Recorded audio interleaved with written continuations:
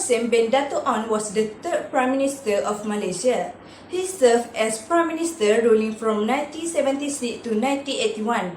A much beloved and respected politician, he was fondly called Bapa Paduan. He was a gentle and calm person who always emphasized on the welfare of his country and well-being of the citizenry. Thoughtful and soft-spoken, he might not have been a fiery orator, but nonetheless was an efficient communicator who put across his views calmly yet confidently.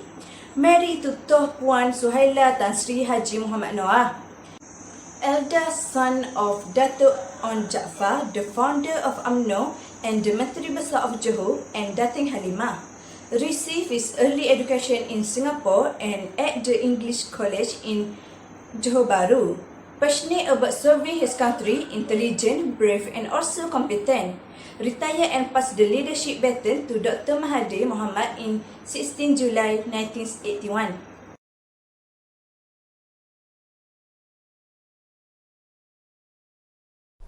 The first political challenge that occurs is factionalism in UMNO. The factional competition in UMNO is driven by the weakness of Hussein Onn. It started from dissatisfaction with Tun Razak to curse the existence of factions in UMNO. His action by appointing Dr. Mahathir as Deputy Prime Minister bypassed the two most senior candidates, Kuli and Ghaffar Baba, who were criticised by UMNO members. Another faction was a group that made allegations of communist influence in the government, cursing Tun Hussein to call the ISA on Abdul Samad Idris, Abdullah Ahmad and Abdullah Majid. Hussein relied on Ghazali Shafi, who was influenced by Lee Kuan Yew's claim that Samad was allied with the communists. As a result, Hussein was criticized for being manipulated by advisor. Next, let's move to the Dato' Harun Idris corruption issue.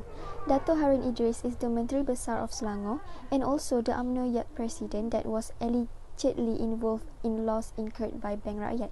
He was being investigated for offence involving corruption as well as irregular activities. Harun was found guilty and sentenced to 2 years in prison, and he was ousted from his position as Menteri Besar of Selangor. Despite that, protests from UMNO members arose, especially from the youth, and it is conveyed by giving a winning victory to Harun in UMNO Supreme Council, and they also act to seek pardon or remission of sentence.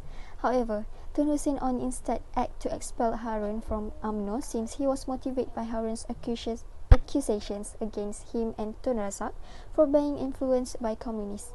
Tun Hussein Onn act in such a way out of fear of Harun's anti-communist attitude.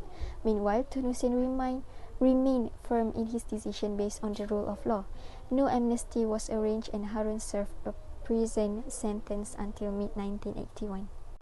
Early 1970s, the Chinese Unity Movement, or CUM, was established with the objective to generate a new dynamic leadership within Malaysian Chinese Association, or MCA, and to broaden its base of support to encompass all Chinese-based political organizations and parties.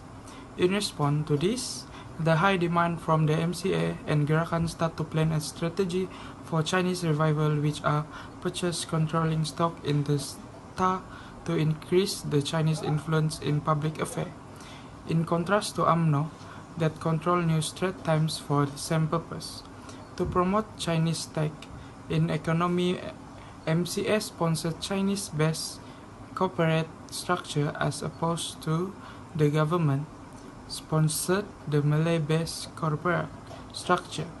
And lastly is the proposal of Malaysia University.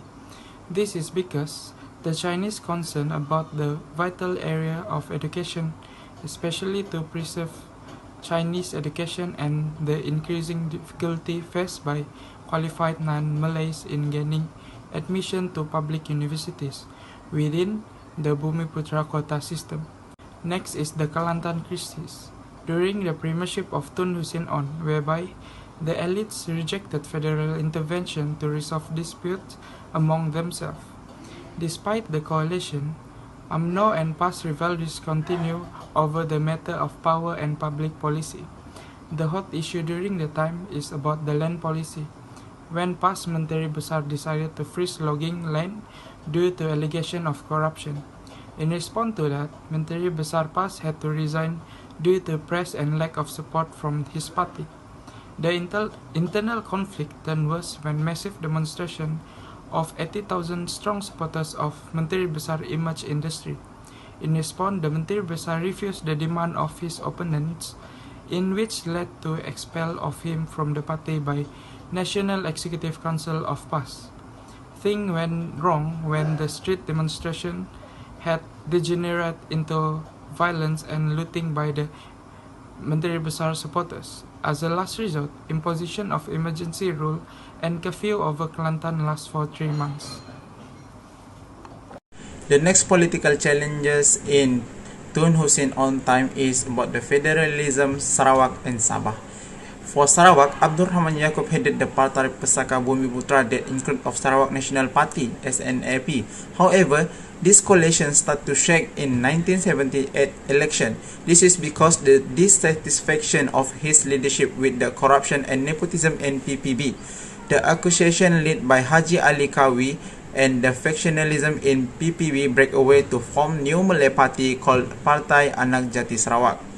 For Sabah, the pressure from federal authority made Tun Mustafa Harun has to resign as chief minister. After that, Berjaya government installed in April 1976, but some USNO leaders plotted to stage incident hope that Tun Mustafa return. Next, the sudden death of Tun Fort Stephen on plane crash that appoint Haris Saleh become the immediate chief minister. The next one is the Islamic revivalism. This is about the increasing number of Islamic dakwah groups expose Islamic idea and pure Islamic way of life, but certain dakwah organizations promote their objectives such as militancy and also political and others. This make coercion and confrontational approach taken by the government. To be concluded, Tun Hussein was a strict and charismatic people that made he ruling the country well. His passion made people believe on him and choose him to become the Prime Minister. Even there are a lot of political challenges facing by Tun Hussein, he still resilient and become one of the best Prime Minister. We should be proud of having he as our Prime Minister. His personality should be example to everyone, including the future Prime Minister.